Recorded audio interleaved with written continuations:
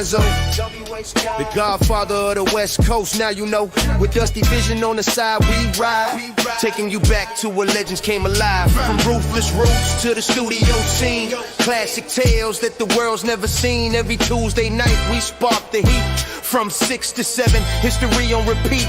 So sit back, tap in, and enjoy the vibe. If you love hip hop, like and subscribe. From the West Coast to the East Coast and everything between, folks. From Eve After Dark to concerts in the park, you're live with your boy Lonzo, the godfather of West Coast hip hop. And we do it live like this almost every Wednesday. Last week we was kind of busy, but me and Dusty rolling into the sunset, baby. What's happening with you, Doc? Man, can't complain. Lonzo, how you doing today, bro? Hey, you know what? It's a beautiful day in California. I'm in the studio. Got me a new pair of clogs. I'm comfortable. I'm good. Hell I didn't even like them shoes. My lady bought me a pair of shoes. Man, this is perfect for the studio. Shoot. That's why motherfuckers are wearing them, huh? Hell, you won't catch me outside. And if I tell you, if anybody asks you, I own a pair, I'm telling hell no, I don't know damn ugly ass shoes. But yeah, I got them in the studio. That's what's up. Hey, I know you wanted to talk about your trading cards, man. What's the update on that? Man, I finally got about 9 of them done now. They go back from 1978 when I first started DJing. I took some pictures and I put a little history on the back of them. Let me see if I can get one up here right quick. That is me in Alpine Village back in 1979, man. As you can see, I was feeling it, head full of hair, slim as a damn needle. And I made that DJ stand right there.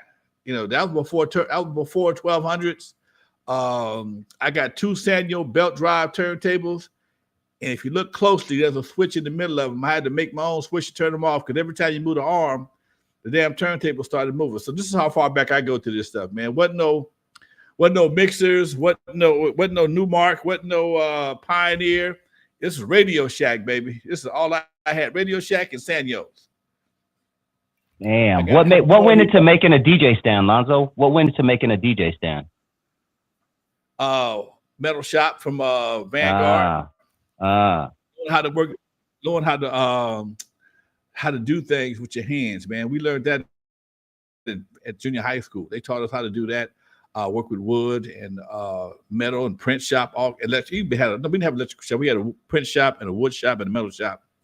And just so it happened, where I worked at, there was an office supply, and they had these racks that you can buy, and they had little slots in them. If you took and it had a little knob on one side of the rail, and if you in the slot, you could fit it almost like a bed. You could just hammer it down, it would lock in there. And I took that thing, and my buddy worked at a plexiglass shop, and I had him make me a sign say Disco Lonzo, and I screwed the sign on the front of the DJ sign, and then I went to the hardware store before Home Depot. It was Home Base. Bought me a piece of plywood and got my old man's jigsaw and cut me a hole out big enough for my turntable to sit in there. They both had wooden bases on them, so I just able to put some screws on the side, make some L brackets so they sit inside the wood, and then I bought some what they call angel hair. And the angel hair, I'm gonna go back to that for a second. The angel hair is will cover up the wood. Let me go over here. The angel hair, as you can see right there, the angel hair would go over the wood, and that's the bracket right there that you had to sit the shelving in. It was basically shelving for a grocery store, but I repurposed it, made it work for me. All my stuff was bolted down. I had a little small EQ up here, and my microphone stand bolted to it was the shit, man. It was the shit. And it had wheels on it. So I could take my speakers in the bottom of it and roll it to the truck. Yeah. You had to Did you see that somewhere, or did you have to did you see that, or you just created that off top? Imagination, dude. Dude, that's one thing I've been blessed with. I hate to talk about myself, but that's one thing I've been able to do all my life is see something and find a way to repurpose it to make it work for what I want to do. That's how the Wreckin' Cru got formed, man.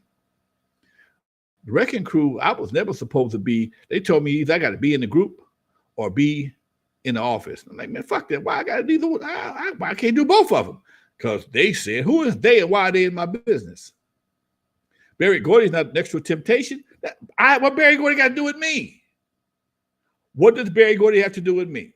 And because I did that, I set a precedent for cats from Eazy, Puffy, Master P, Luke Skywalker, all of them. Once they saw me doing it, it kind of opened the door for everybody else to do it. I was the first one to have on the label, be in the group. Now, speaking of that, it was a story I saw on Instagram. I'm gonna put this out here. He probably ain't gonna see it, but that's okay. I'm gonna put it out there anyway. TK Kirkland made a statement on Vlad that Eazy was a genius because he owned the label and was in the group. Eazy got it from me. I ain't mad at your exception. And here's something I had to learn to understand is that just because you saw it there first, don't mean he was the first one to do it. You follow me? Just because you saw it there first, don't mean they were the first one to do it. He came to me and got all his information, and he applied what I did, put some gangster on it, and made a bunch of money on it. More power to him. But I'd like to keep the history straight because when folks say certain things, I don't know TK Kirkland. He don't know me. I used to see him at the Comedy Act Theater back in the day, but we never had a conversation. He went on tour with Eazy now. So it's a different relationship. So, but I'm just the misinformation, I like to keep it straight as possible because Eazy did come from someplace. He came from me. And again, I wasn't a gangster. He took what I built with Crew Cut Records and World Class Wrecking Crew, took half of my team and put some gangster on it and flipped the whole world up. Again, I ain't mad. That's what he did to work for him. And yes, Vista Light, Vermont, home base on Vermont. Man, you must live close by. That's damn because it's a housing facility. You know, people live over there now. But yeah, home base on Vermont. That was my spot. Yes. Yeah. Another car. What else you got? One of my cars. Let me see what else. Yeah, let's break these down. These are. I want you guys to really look at these when he puts them up, and let's break these down. This is me and Roger Clayton. One of the few pictures you're gonna have us together. We wasn't fighting. We was at Skateland that day, and somebody grabbed this picture and they sent it to me. And as you can see, I wear my purple jacket very proudly. And we was just sitting there kicking it. And each one of these cards has a story on the back of it. And I'm signing them, selling them. I'm probably gonna sell them for $3-4 a piece. I ain't made up my mind just yet. I got about 9 done so far. And pretty much they are I'm gonna make them available. Shit, they're available now.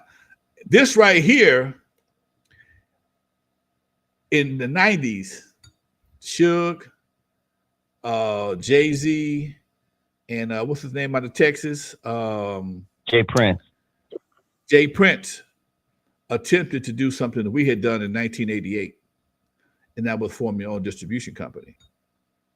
And as you can see, that's Rudy from the LA Dream Team, another rare picture of Rudy, Egyptian Lover, and myself in the black, and Unknown being Unknown. We all owned a company called West Coast Record Distributors. And we distributed our own records. We distributed our records. We distributed JJ Fad, Rodney O, and Joe Cooley. Unknown brought King T over there. I dropped my Compton compilation along with Battle Cat's first single. So this, again, we were in business about 18 months, maybe 2 years, grossed over $1 million the first year. And our egos were too big to stay in business together. We were independent. We were distributed independently by the independent distributors bought from us, not the majors. We sold directly to stores. Violet Brown brought our stuff into warehouse, but most of our accounts were independent record distributors and stores. That's when they had two different categories of music industry. You had the independent and you had the majors.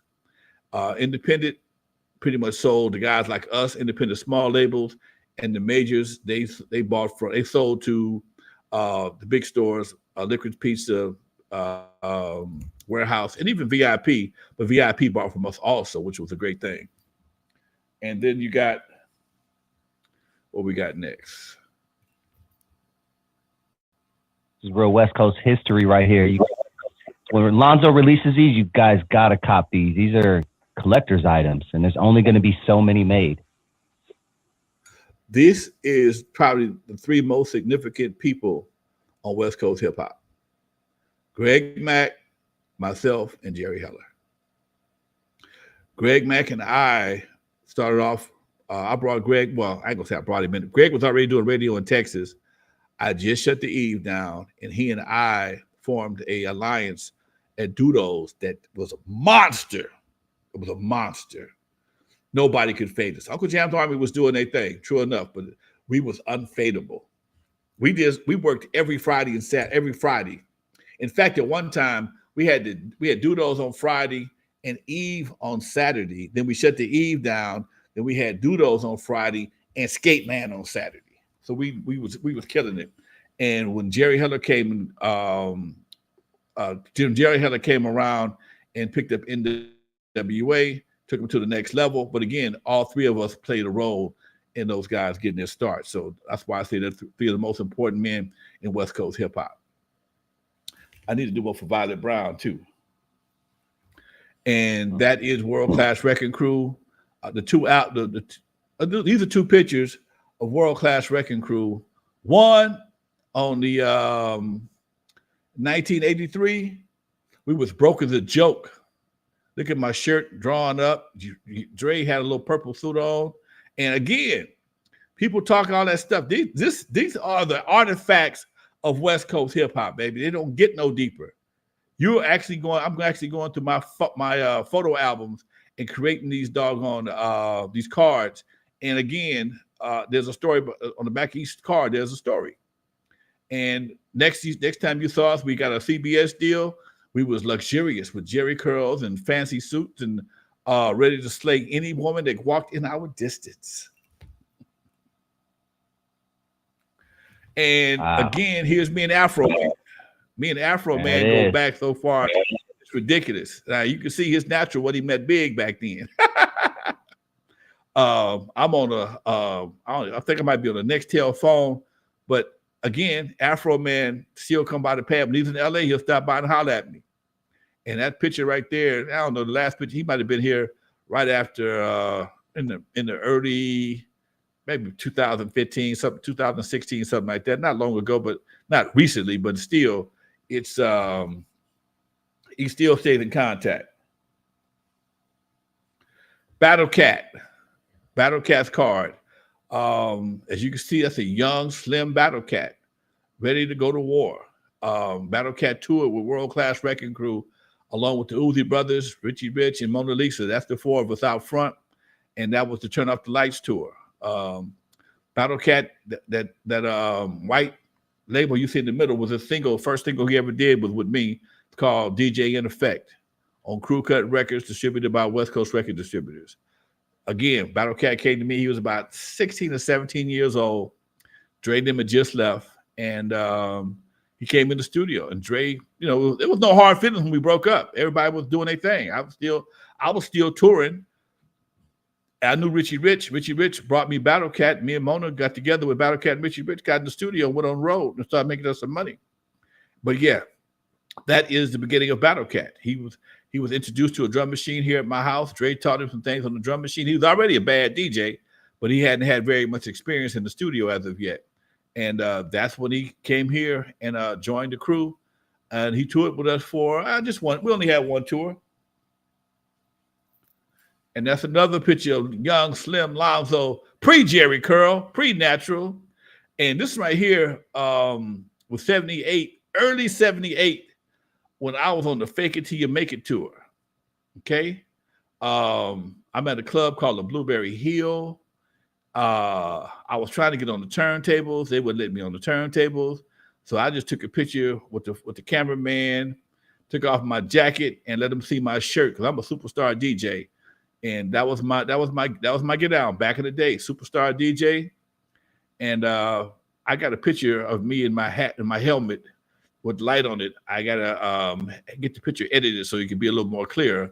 But yeah, this is some historical stuff. I got receipts, baby. If nothing else. Yeah. Oh, everything else is just the mother stuff. But yeah, those are just a few of the cars I put together, and they will be available shortly. I'm just trying to figure out what I'm gonna sell them for, how I'm gonna get them. Well, I figure I'm gonna get them, sign them, and send them off. That's what I'm. If you want something, I got 9 of them. I'm gonna figure out. I'm gonna put together one more to make a pack of 10, and that way it'll be worth a few dollars. Okay. You mentioned a few things that I want to discuss a little bit more, go a little bit deeper into. And I'm going to remind everybody, once Lonzo drops these, you got to cop them. This is real West Coast hip hop history right here. Someone we don't really talk much about, we've mentioned them obviously on the show, Rodney O and Joe Cooley. They were big. They had a few songs that, to this day, But You Don't Hit Me Though, and a lot of good songs. What can you tell us about Rodney O and Joe Cooley and their come up? Rodney O and Joe Cooley was a direct product of West Coast record distributors. They were just some cats. I don't even know where they come from, to tell you the truth. But I thought they came from San Bernardino. I'm not really sure. They were on Egyptian Empire label. And they dropped it. You Don't Hear Me Though. It was the shit. It came out bumping. Joe was a hell of a DJ. Joe used to DJ. He used to come and get in contests at Eve After Dark. Him and Clientele were very tight. Rodney O, I didn't really know him that well, but again, when he came to West Coast, he came in and he came in banging. That was one of the big albums we had at West Coast Record Distributors, along with JJ Fad, that took us over the $1 million mark for our first year in business. Rodney is a lot younger than me, so I don't really know him that well. I know him. We cool, but we never had any real interaction. He's kind of like Egypt, kind of distant.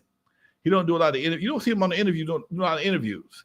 But he did come up on that Kendrick Lamar thing because Kendrick Lamar used some of his sampled some of his music in one of his songs. So I understand a payday is imminent. Yeah, so let's talk a little bit more also about these pictures, Lonzo. You had a Nextel phone. Now, those weren't, not everybody had one of those back then. Even going further, when did you get your first phone? And I mean cell phone, obviously. And tell everybody how expensive it was to have a cell phone back in those days. I got my first cell phone, man. I think it was a Motorola. It was in my car. First phones that ever came out was attached to your car.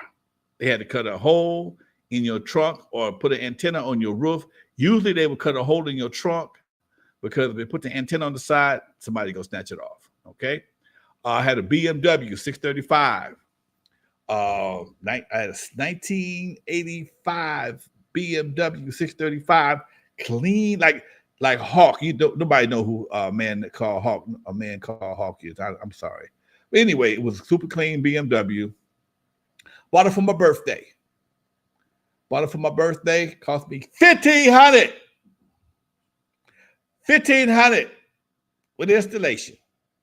And the deal was back then, if you had a cell phone, it was like $1 a minute. $1 a minute. So $80. $1 went a long way back in the 80s, right, Lonzo? Way more than it goes now. 80s, man. You damn right it did. It was the 80s dollars. So but you had your phone conversations they better be 59 seconds. Anything when hit a minute, it's another $1. Minute to 1 second, another $1. But after 7 o'clock, it was free. After 7 o'clock, it was free. But if you was like me, in baller mode, I run a record company. Shit, I talk when I get ready to talk. And my woman, she talked when she got ready to talk at the time too. I was dealing with Swamp Dog's daughter, and her and her mama was having an argument. I never forget this long as I live. I want to choke this heifer when I got my bill. She gets on my phone talking to her mama. We pull out the driveway in my house near Gardena. Swamp lived in Topeka Canyon. This heifer's on the phone all the way to Topeka Canyon and damn near to the driveway. I said, man, what you got off the phone? I'm trying to get my mama's trip up. Shut up. Okay, cool. I'm trying to get laid. So I get my first phone bill. It was only like, I don't know, I think it might have been $150. So I figured, oh, that wasn't that bad. What I didn't realize is, because my birthday is in June, in the middle of the month, I only got billed for half the month. The next month, I got the rest of the bill. $1,200. $1,200.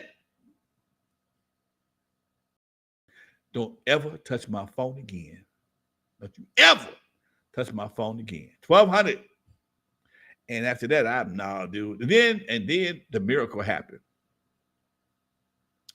I met a dude named Jonathan. Jonathan had a hookup with folks in Arizona. And back then, all the phones had chips in them. They wasn't digitized yet. So if you got chips from Arizona and put them in a California phone, they couldn't register it. So we talked forever. Chipping the phone, that's right. We chipped the phone. And once you chip the phone, shit, we was good to go, baby. We talked. I'd sit in my driveway in Carl, Mississippi and book gigs and Louisiana, Texas. No, nothing. Didn't care.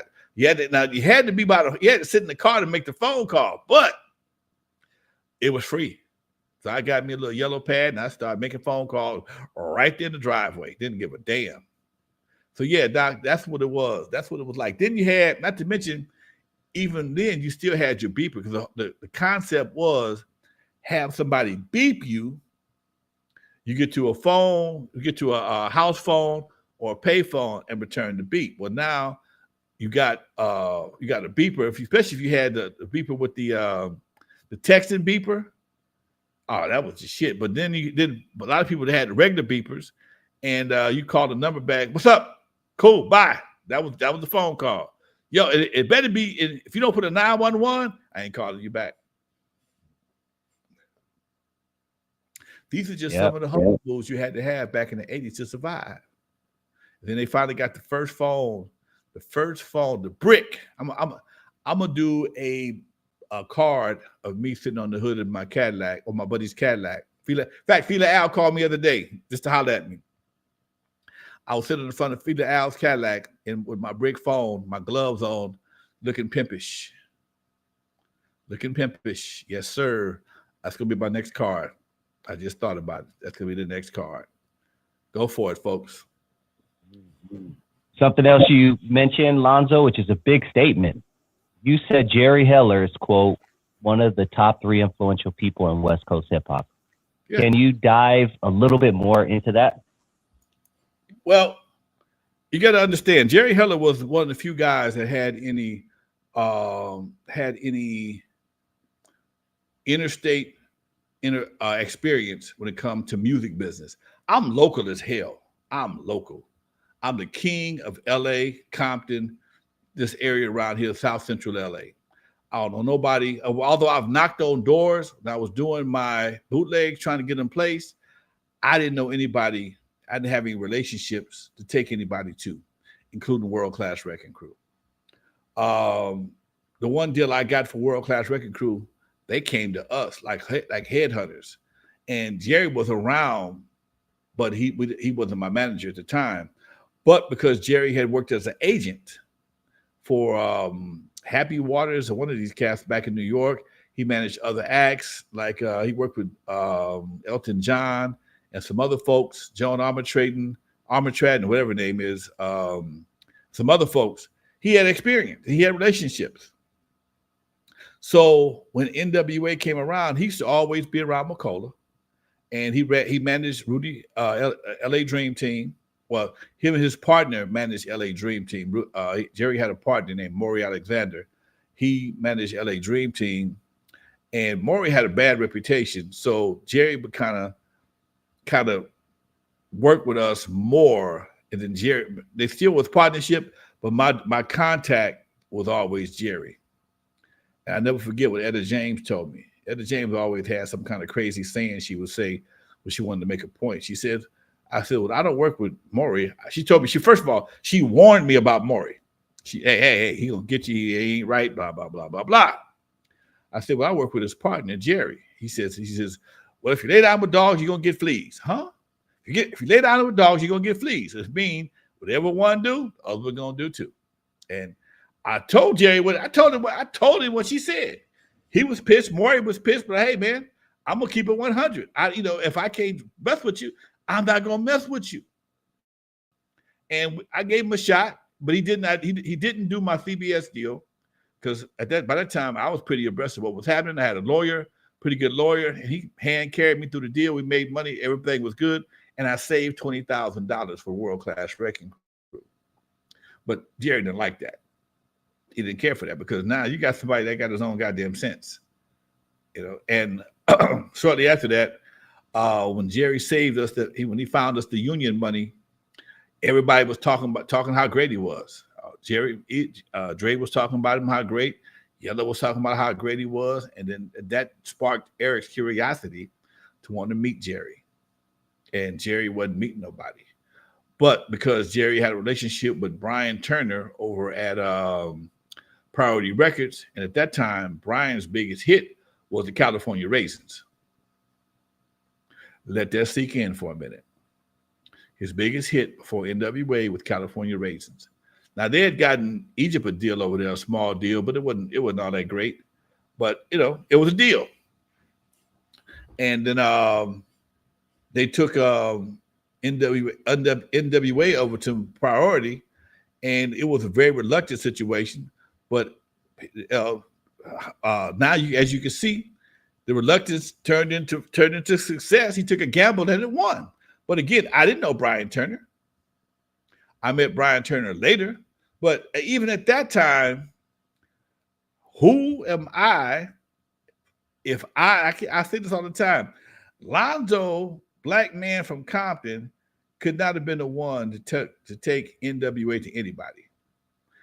In the beginning, it was such a rough road that, you pretty much had to let them do their thing and see how it was going to work out. And I wasn't prepared mentally, emotionally, or physically to go down that road. But Jerry did. And for years, he always said, I work for Eric. That was always his line. I work for Eric. And because he said that, and that's what it was, whatever happened, it was always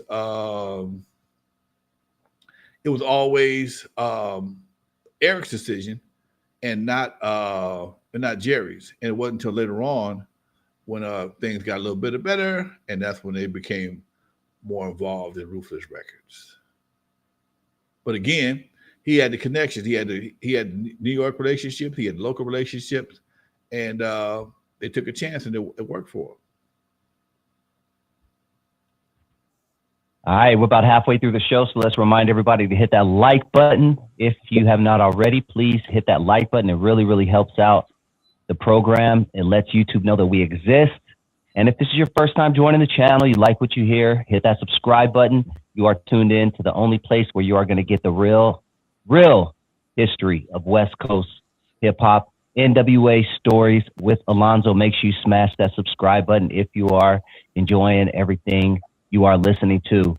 Tonight on my channel at 7 p.m., I'm going to be talking about MC8. MC8, Compton's Most Wanted, come up, and we're going to dive deep into the beef with DJ Quick. We're going to talk about the music that was created, how it started, from the red tape, and we're going to go all the way through that thing. So join me at 7 p.m. on my channel. I'm going to go ahead and post the link in the description now. I'll see you over there at 7. Lonzo, tell them about BandBuzz. BandBuzz is the app for people who want to sell music and not just stream it. If you want to sell music at your gigs, you want to sell music when you're asleep, if you want to have your own meet and greets, if you want to be able to sell your merchandise, sell your music merchandise, and have meet and greets on the same app, and it's free. Available on Google, on the Google Play Store, and on the iPhone app. If you're tired of just getting pennies, not even pennies, pence of a dollar, of a cent. Yesterday I calculated how much money was being paid by one of the streaming services. In order to get paid, you have to get 357 plays to get 1 penny. Band Buzz, when you sell your music, you get it whatever you sell it for, minus Band Buzz fee. That's what goes in your pocket, folks, and you get it instantly. Band Buzz for folks who want to sell music and not just stream it. Available on the iPhone and at the Apple Store and on the Play Store. And don't forget, y'all, it's free. There it is. And let's remind everyone that all 3 of Alonzo's documentaries are currently on OG Network. All you have to do is download OG Network onto your phone. It's Ice-T's app, and you can watch all 3 of his documentaries, Not Without Alonzo, Eve After Dark, and Road to Easy Street. So make sure you check those out. All right, Lonzo, let's keep it pushing, man. We getting some good questions from the audience, so we'll jump into those and we'll mix in some other stuff as well. But, you know, being that I'm talking about Compton's Most Wanted tonight, Lonzo, and I'm talking about MC8, tell us about MC8, Compton's Most Wanted, what you remember about their early come up. Compton's Most Wanted started off with a 3-man group. Most people don't know that. It was, I guess he was a white boy. I forgot his name, but if you see the first Compton compilation album, there's a white boy on the album. He was from Compton. Flip Capone, I think. Flip Capone. Thank you very much. There you go. Very cool, but his dad was even cooler. They came to me one day out of the clear blue sky, and according to Chill, they ran into Eazy, and Eazy was like, man, you got to talk to Lonzo. Lonzo got a studio. Where Lonzo live at? Somewhere by the freeway. And you go by the freeway, you go by this, and Chill said him and 8 came over here in a car with no brakes. They wanted to meet me that bad. They came over here with a car with no brakes, and they said when they got to the house, the rotors was just smoking. It was just smoking. But they came here, and just so it happened, we were doing the Compton compilation. They didn't know. Nobody from Compton compilation knew anybody. I mean, they didn't know these guys. They just happened to fall through while Big Slip was doing the Compton compilation, and they did a song on the album. I think it was called "This Is Compton." And in fact, I saw the video for it the other day on one of the channels, and just was crazy. It was just funny how the production was so different from what it is today. And then later on, Unknown got them from me. They had an Unknown had been working with a company called Orpheus, and they were distributed by somebody else, man. Don't start me the line. But then they wanted to give them a deal. And shit, Unknown said, hey, man, they weren't really signed to me, but they gave me a courtesy payment for giving them a start, about $1,500. And they took the songs that I did, the song I did, put some more with it, and dropped the EP. And here's the crazy part. I still had love for him, and Unknown is not from Los Angeles. He's not from Compton. He's from Detroit. So when it came time to promote the single, This Is Compton, me and Unknown out in the street, passing out cassettes like they flyers to a party. That's what you did. You pass out snippets or even some whole cassettes just to get people's name out in the street. So we riding through Compton, man. And back, this is when things was kind of hot. Pulled up for a couple of cats, man, got drew down on. Hey, what y'all want, man? Hey, man, we got some music, bro. Just calm down, man. We got some music for you. And because it was Compton Most Wanted, and folks started bumping it, and the rest became history, dude. Yep, and they came around here for quite some time, and I stayed kind of active with them in the beginning. Mike T joined them after the white guy left, after Flip Capone left. I don't know why he left, but he left, and Mike T joined him, and that was the first time you had red team and blue team come together and try and get some money together. A lot of people don't know that part, right? That was always my getting. I work with both sides of the fence. That's why I'm respected on both sides. But when you come to the studio, we got one mission. Everything else is bullshit, bro. I'm sorry. If you got a problem with that, go to somebody else. And everybody always respected that. And I appreciate they did. Appreciate them for doing it. Now let's talk about the beef between Eazy E and Dr. Dre. You knowing them both so well at that time, probably more than a lot of people. definitely more than a lot of people. What were your first thoughts when you first heard Dr. Dre and Eazy were beefing, and how did you hear that they were beefing? Like we all, like the rest of us did. I thought they was bullshit. Huh? I met them together. I met them together at Eve After Dark. They hung out at Dudo's later on. They come by the house together. They hung together. Dre would drive his car. Eazy would, nobody would really come over here with, they rolled together over here on a regular basis. They was thick as thieves, man. And then all of a sudden, when they left here, and the money got started coming in, things changed, dude. And I was really surprised. I was totally surprised. And then I found out they was having problems. Then when somebody told me what was happening, it was something like, I think they gave Dre like $100,000 for 5 albums, which is a lot of money till you break it down. That's 20 grand an album. That's a lot. No, that's not enough money, dude. But again, and like you saw in the Straight Outta Compton, folks had issues, man. People needed money, so folks were signing contracts, and initially they was all supposed to be partners. Initially, it was a partnership. Not trying to bring it back, put it back on me, but everybody had watched me come up so well, they figured they wanted to be in the record business too. I understand. I bought a big old house, studio, nightclub. I did this by myself. So everybody assumed I got most of my money from record companies, which was not absolutely false, but it wasn't absolutely true either. I had other sources of income. I had nightclubs and doing parties and stuff. So, but again, it looked good and it was very impressive to a bunch of young cats. So they wanted to be in the record business too.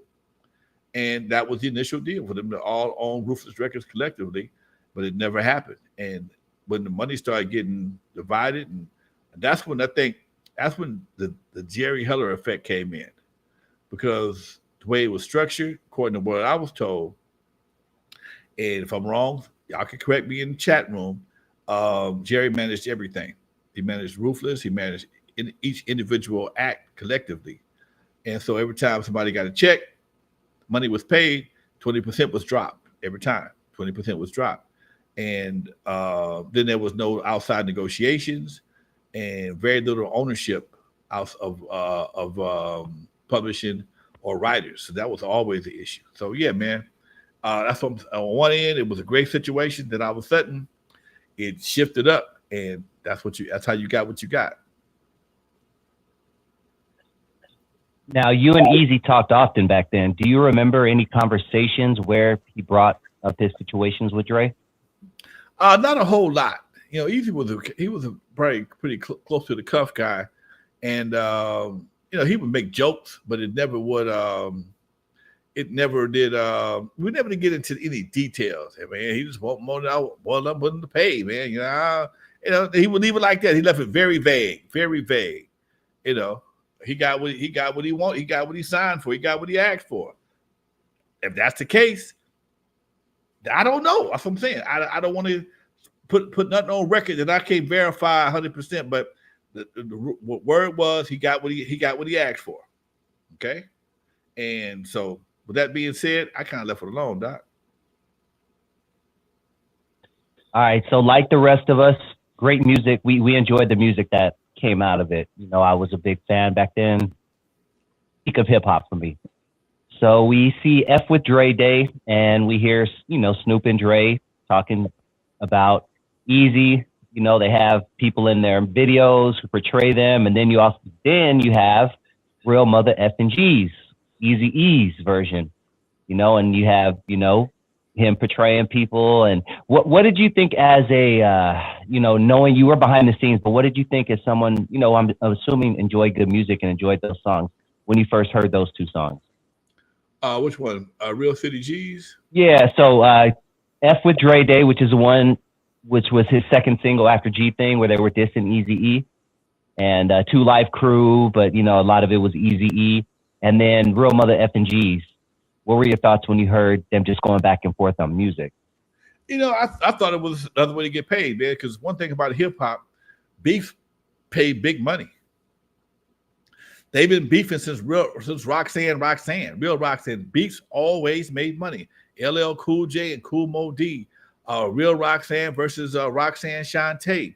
It's always been that kind of game for hip hop, and I just figured it was another way to make some money. And thank God it didn't elevate.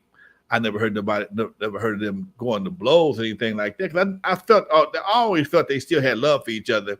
It's just that money, the being lopsided the way it was, and the deal getting shifted from where it was supposed to be to where it became, it just left a bad taste in folks' mouth.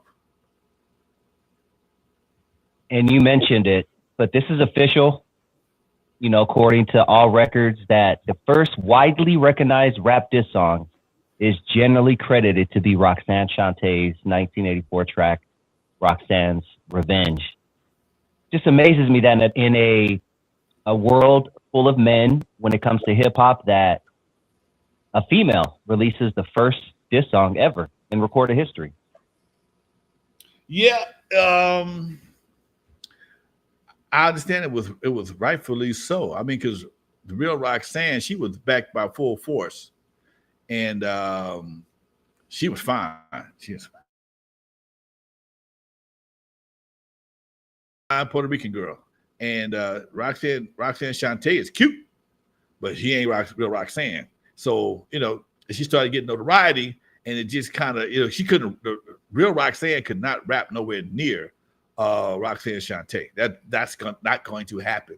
But because at that time it was so much money in diss records, real Roxanne versus Roxanne Shante, Shantae's Revenge, Shante Mama got something. It was this dude. It was a whole series of that shit. It was a whole series. But the only one I ever booked was a real Roxanne. I booked her at Dudos. Skateland. I paid for her to come out to LA. Real Roxanne. Yep. Damn. Some good questions in the audience, so please keep them coming. See, Lonzo, what did you think when Dre said that I'd sell my soul for $1 million? Your quote from Welcome to Death Row. I thought he was bullshitting, and Shakespeare was sitting right there when he said it. And I'm like, dude, you don't say stuff like that, man. You don't say stuff like that.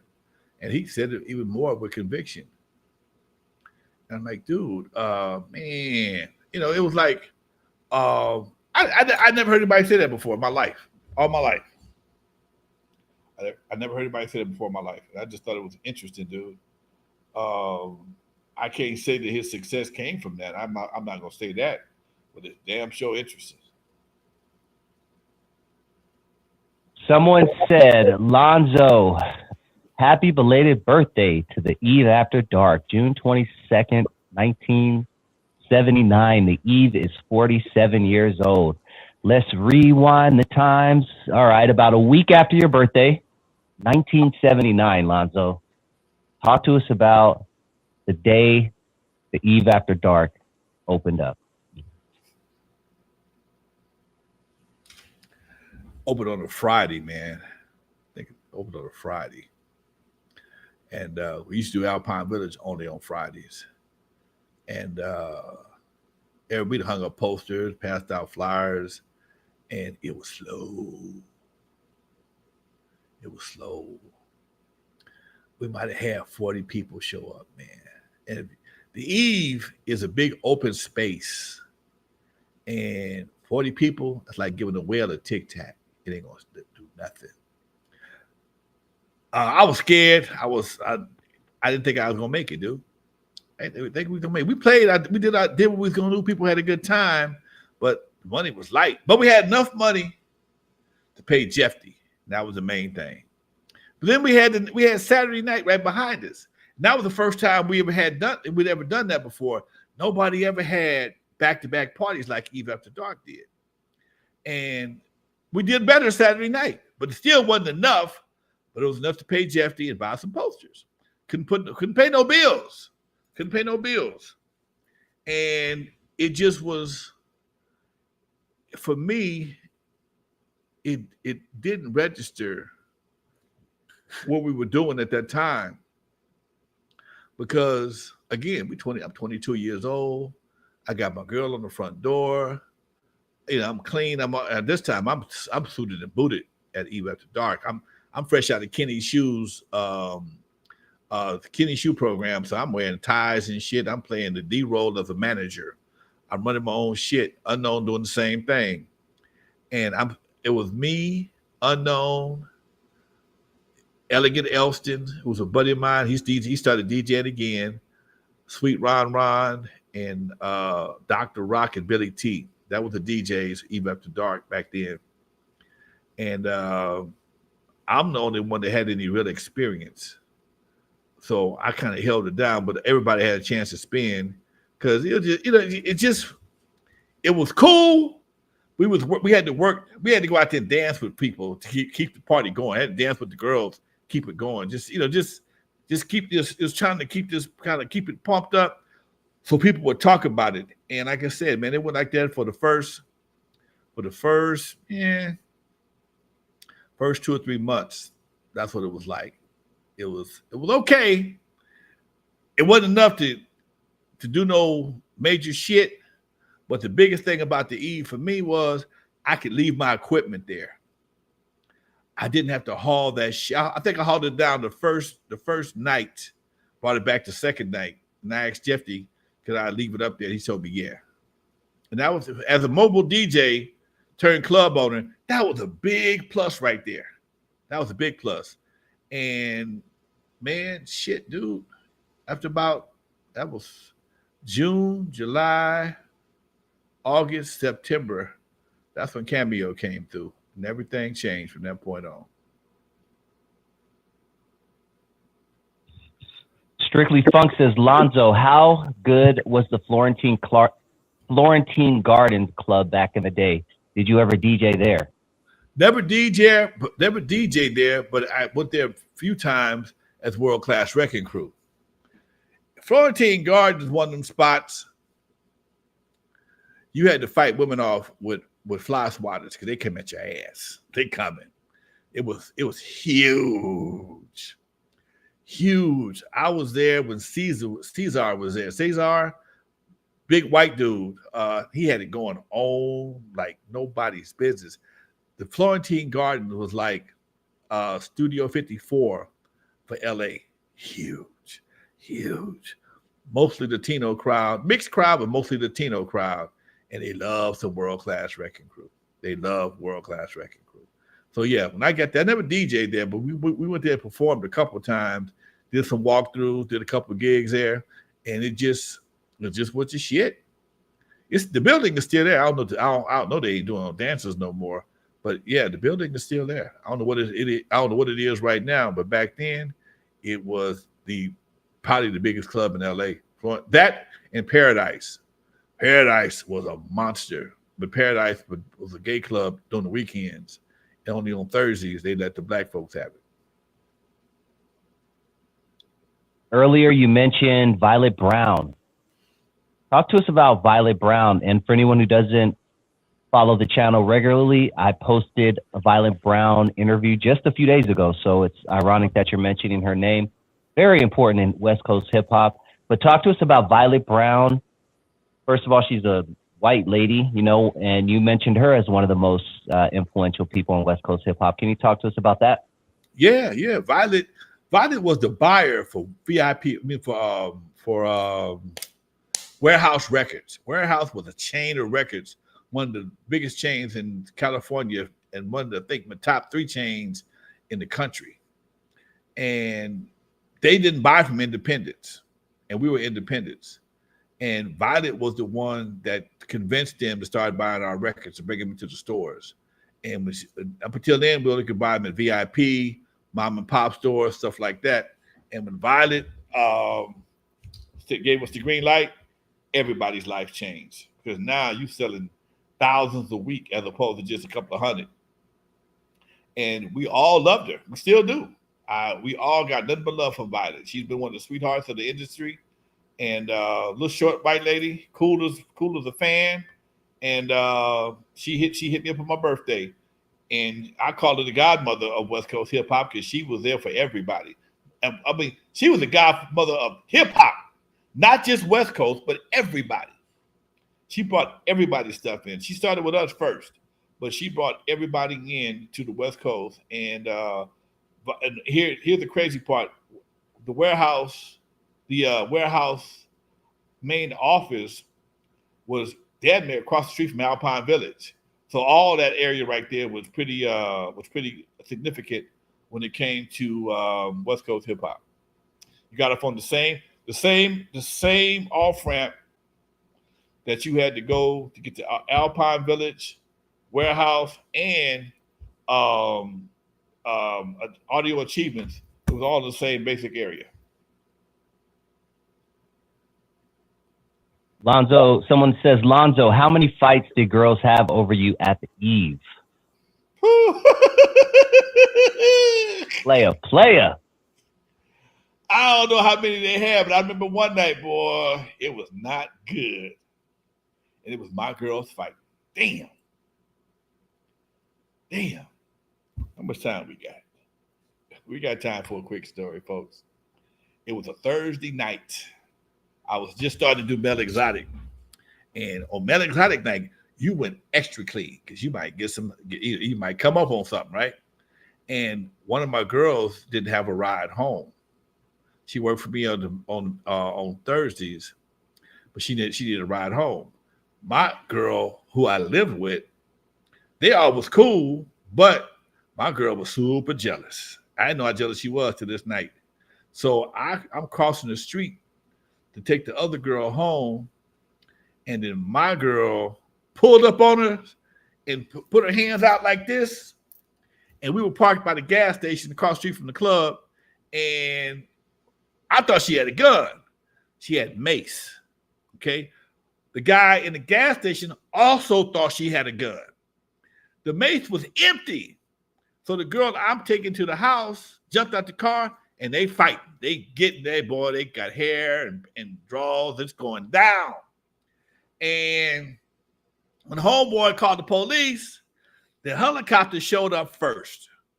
Okay? Now, by the time the helicopter get there, it's 4 women fighting. They got two sets of friends fighting in the parking lot. I'm in my all-white Mr. Rourke Fantasy Island white suit, clean as a chitlin on Christmas Eve, okay?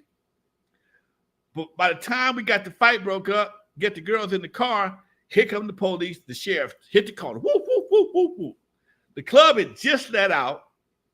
It had to be about 60, 70 people that was in the parking lot. We all parked in the shopping center parking lot across the street from the club when the sheriff pulled up. So when the sheriff pulled up, under the suspicion of a gun being in the vicinity, it came out, everybody on the ground. Again, I got on my white Mr. Rourke Fantasy Island suit on. I do not want to get on the ground. Plus, I got a gun in my glove compartment. Lord have mercy. Now, I just got off of summary probation. I don't need no more problem with the police, no guns. And the white boy, I mean, he was demanding me to get on the ground. I'm going down slow as I possibly can, trying not to get my knee on this damn dirty ass carpet. Meanwhile, everybody that came out the club was laid out like black ass carpet across the parking lot. Everybody on the ground except for me. Right before I got ready to get in the push-up position to get on the ground, a black cop that knew me pulled up. He called my name. Lonzo, come here. I'm happy. He says, meanwhile, the other cop starts checking my car. Guess what he found in the glove compartment? My gun. He gives it to the black cop. He wants to handcuff me and take me to jail. This is the first time I'm like, Lord have mercy. I just my first time I hadn't been on semi probation, and I just got off semi probation. It must have been about 3-4 weeks ago. I ain't got no cases right now, but I'm finna get me a brand new one. Look like. Gave the gun to the sergeant. The black guy was a sergeant, but he was cool. He said, "Man, this thing loaded." It wasn't loaded. That was the only thing to save my. It wasn't loaded. He said, "Man, didn't you just get on the computer? Didn't you just get out with somebody, bro? Man, I got money, blah, blah, blah." Make a long story short, the girl who started the fight with the empty mace can, she gone. She ain't seen shit. She gone. She been left, okay? I'm trying to negotiate my freedom, and just so happened, the brother said, look, man, he talked to the white boy, the gun ain't loaded, blah, blah, blah, blah, blah. They gave me my gun back and let me go that night, man. But yeah, my girls had acted the fool that night. Yeah. What about some other fights? Was it mainly women that were fighting, or was it men that were fighting back in the day? At that time, it was just women. It was 4 women fighting. It was 4 women fighting. No, just back in the day in general, when you were breaking up a fight, was it dudes or was it females? It would be mostly dudes back then. Every once in a while, girls get pissed off by the guy. Most of my girls was cool. Most of my girls was like, oh, they come by the house. You know, they stopped by the E for a minute, but I had a house, man. I had my own spot, so I wasn't in. And you didn't have to do it. You didn't have to hook up with me at Eve After Dark. You come by the pad and we have some fun. All right, let's see what else we got. We got about 2 more minutes. Let's see. Yo, Unk, did you ever know any DJs up here in the Bay like Michael Erickson and Cameron Paul? Of course, you know Theo. Yeah, I knew Theo, but I didn't know anybody else. You know what? Here's one of my problems, folks. I stayed in the club business in LA all my young years, from 22 to damn near 50. I had a nightclub. Oh, over 50. I kept a nightclub. So I didn't go to no other clubs. Every once in a while, I'd leave the Eve and go check on some competition around the city. I didn't go to concerts. I never been to the Playboy Jazz Festival. Never been to Long Beach Jazz Festival. I never been to Sandy. I never been to shit because I was always working. So I don't know a lot of cats. If they came by the club, yeah, it was always love. But a lot of these guys, we all worked at the same time. Now, if I saw them on the weekends, I'd party during the week. Me and Unknown and the fellas, we party like shit Monday through Thursday, because we had that many clubs in LA. You could party every night of the week. Every night there was a party in LA someplace. And I'm not talking about just 4 or 5 people. I'm talking about shit going down on a Monday night anywhere in LA. Marina Del Rey. Sunday night was Flanagan's. Flippers was another skate ring on Sunday night. My boys did. Tuesdays you might be at somewhere in Santa Monica. Thursday was Paradise 24. Wednesday you might have sit your ass down, but you can go to any club and get ladies night on Wednesday. So it was like that. Then you got Eve After Dark Friday and Saturday, and then Sunday me and Unknown probably roll up to the comedy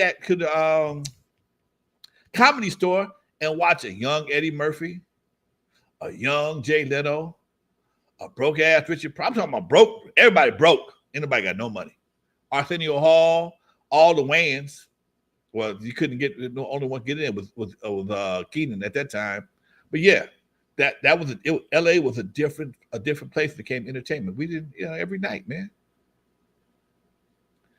Sounds like such a good time, man. Such a good time. All right, that hour flew by. Let's go ahead and wrap it up. Before we do, I'm going to ask everybody once again to hit that like button if you haven't already. And if this is your first time joining the channel, you like what you hear, hit that subscribe button. We will be back next week. I know there were a bunch more questions in the chat, but I copied and pasted them. So tune in next week and we'll get to some more of Lonzo's stories. And make sure you join me in about a minute or so on my channel. We are going to be discussing DJ Quick versus MC8. We're going to be talking about the Compton's Most Wanted come up. I have some clips from the Godfather of West Coast hip hop talking about his interactions, his come up with Compton's Most Wanted, and some funny stories too. So make sure you tune in right after Alonzo hit us. Any last words, Lonzo? You got anything coming up you want to talk about? I got somebody hit in the chat room. Yes, the cars will be available. I'm gonna sell them in packs of 10. I'm looking to get the last card done, and probably this week. So yes, when I get all 10 of them, they will be available. So yeah, Dusty will probably be next week, folks. That's what's happening. Thank y'all for watching. There it is. There it is. Hit him with that outro, Lonzo. For those who never heard of me, I'm the first one to put Dr. Dre into surgery. Stuck Ice Cube in the freezer until he got cold on the Eve After Dark, 50-yard line at the Super Bowl. In the movie Straight Outta Compton, they played your boy as a hater of rap. Don't believe that Hollywood bullshit, because it was all cap. My history goes deeper than you will ever know. Just remember that N.W.A. stands for Not Without Alonzo. Peace, y'all. Welcome to N.W.A. story with Lonzo, the godfather of the West Coast. Now you know, with Dusty Vision on the side, we ride, taking you back to where legends came alive. From ruthless roots to the studio scene, classic tales that the world's never seen. Every Tuesday night we spark the heat, from 6 to 7, history on repeat. So sit back, tap in, and enjoy the vibe. If you love hip hop, like and subscribe.